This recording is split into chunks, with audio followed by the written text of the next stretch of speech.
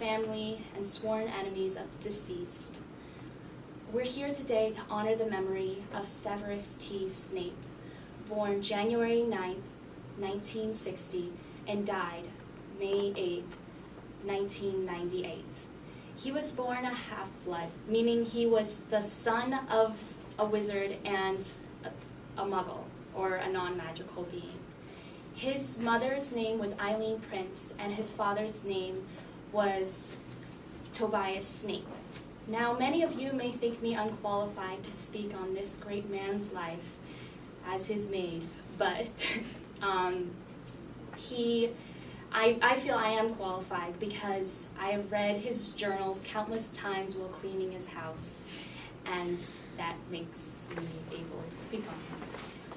Severus Snape, although he was a very complicated and flawed individual, and he was portrayed many times as the villain, I have to say that he was one of the kindest, most brightest human beings, that even if we were to see a glimpse of it, we would be blinded by his kindness.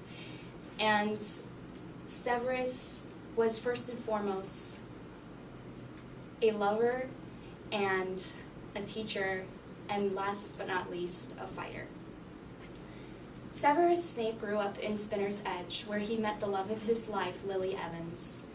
Lily was a mudblood, meaning she was born to two muggles, and it was there that he developed a profound passion for her that would go on to leave. He would love her for the rest of his life.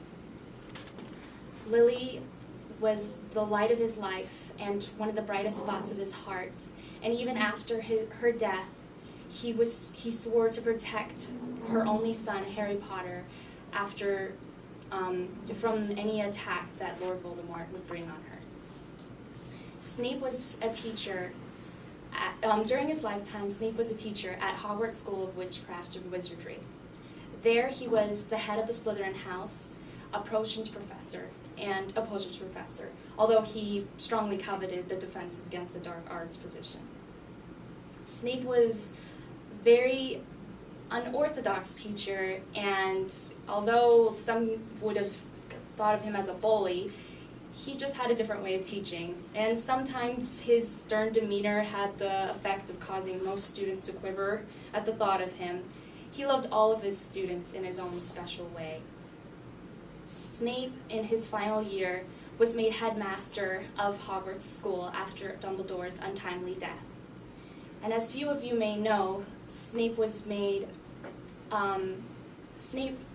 killed Dumbledore.